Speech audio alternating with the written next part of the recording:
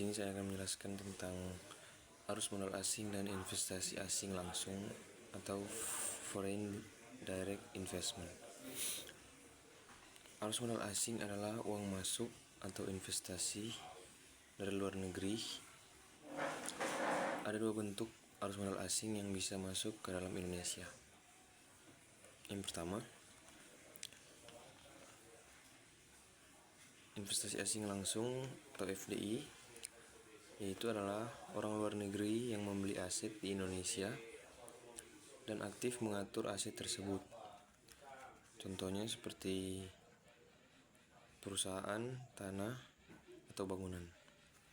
Dan yang kedua, investasi asing portofolio atau FPI, itu adalah orang luar negeri yang membeli aset di Indonesia tapi tidak aktif mengatur aset tersebut. Contohnya adalah membeli saham di Indonesia.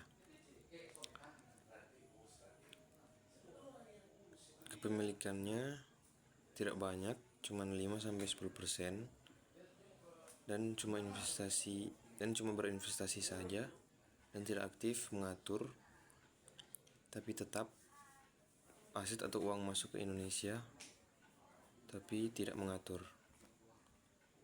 Jadi di dalam investasi ini bisa terjadi dua bentuk seperti ini yang namanya dikenal dengan net capital outflow atau NFI.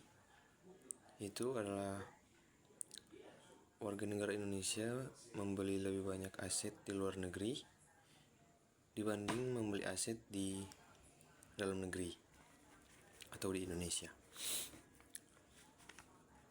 Atau modal yang keluar dari Indonesia itu lebih banyak daripada modal yang masuk ke dalam Indonesia.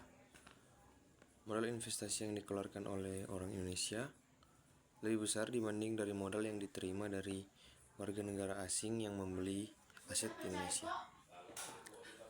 Yang kedua, net capital inflow atau NFI. Warga negara asing lebih banyak membeli aset di Indonesia dibanding WNI membeli aset di luar negeri. Jadi kalau ditanya yang mana yang lebih bagus, keduanya bagus atau balance, karena Indonesia memerlukan juga yang namanya investasi dari luar, karena itu memberikan banyak kontribusi ke dalam negeri. Contohnya misalnya penyerapan tenaga kerja dan membantu sektor-sektor yang kekurangan uang, dan juga bisa menambah transfer teknologi. Dan sebaliknya, ketika investasi dari Indonesia masuk ke negara asing, itu juga menguntungkan juga buat Indonesia. Karena ketika masuk negara asing bisa jadi ada kerjasama. Contohnya perusahaan Tesla yang akan membuat pabrik baterai di Indonesia. Itu sudah pasti menguntungkan bagi Indonesia. Dan juga sebaliknya, ketika investasi masuk di negara asing, itu juga menguntungkan karena kita bisa berinteraksi dengan negara tersebut dan juga bisa berjualan di negara tersebut, dan juga bisa berjualan di negara tersebut dan mendapatkan keuntungan. Jadi bagaimana kita pandai-pandai menyiasati saja tentang dua tipe di atas. Dua tipe ini sama-sama menguntungkan jika memang bisa mengelola investasi dengan baik dan benar. Di video kedua ada strategi memasuki pasar internasional. Di antaranya ada yang pertama ekspor, lisensi, franchising, merger, akuisisi, FDI, dan joint venture. Salah satu cara yang bisa memasuki pasar internasional adalah FDI. Apa itu FDI? FDI adalah foreign direct investment atau arus modal internasional, di mana perusahaan dari suatu negara mendirikan atau memperluas perusahaannya di negara lain. FDI dimulai dengan penanaman modal yang membeli perusahaan di negara lain yang sudah ada atau menyediakan modal untuk membangun perusahaan di negara lain atau membeli saham minimal 10%. FDI juga bermula ketika suatu perusahaan dari suatu negara menanamkan modalnya dalam jangka waktu panjang ke sebuah perusahaan di negara lain. Dengan cara ini, perencanaan yang ada di negara asal dapat mengendalikan perusahaan yang berinvestasi, baik sebagian atau seluruhnya. FDI terkait aset-aset produktif, misalnya pembelian atau konstruktif atau pembelian tanah, peralatan dan pembangunan, atau konstruksi pembangunan yang baru dilakukan oleh perusahaan asing. FDI adalah tahap tertinggi dari internasionalisasi. FDI berarti bahwa perusahaan multinasional memiliki sebagian atau seluruhnya bisnis di negara lain. Tujuan utama FDI adalah yang pertama, mencari sumber daya, mencari pasar, mencari efisiensi, mencari aset strategis, dan terakhir mencari keamanan politis. Manfaat FDI bagi negara asal adalah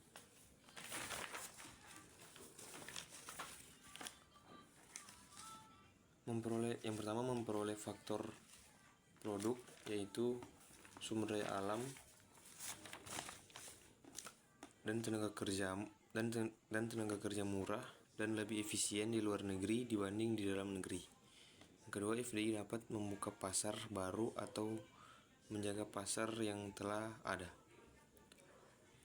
FDI juga mendapatkan peningkatan keuntungan melalui peningkatan skala ekonomi. Yang berikutnya, peran-peran FDI. Yang pertama, memperluas kesempatan kerja atau memperbanyak loker. Yang kedua,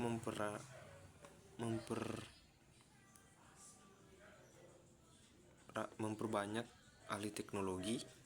Yang ketiga, memperbesar penerimaan pajak. Dan yang terakhir, meningkatkan ekspor. Ada juga motif utama investor melakukan FDI, yaitu yang pertama, mendapatkan keuntungan yang tinggi melalui tingkat pertumbuhan ekonomi yang lebih tinggi dan yang lebih menguntungkan, infrastruktur yang lebih baik. Yang kedua, melakukan diversifikasi risiko. Yang ketiga, untuk tetap memiliki kompetitif tetap melalui kontrol. Yang keempat, menghindari tarif barir yang dibebankan kepada barang impor. Yang kelima, memanfaatkan berbagai insentif dalam bentuk subsidi yang disediakan oleh pemerintah lokal untuk mendorong FDI. Selanjutnya, dampak positif dari FDI adalah sebagai sumber dana untuk pembangunan, kenaikan produksi dan pendapatan nasional negara sasaran. Berikutnya, sebagai sumber pembiayaan jangka panjang dan pembentukan modal.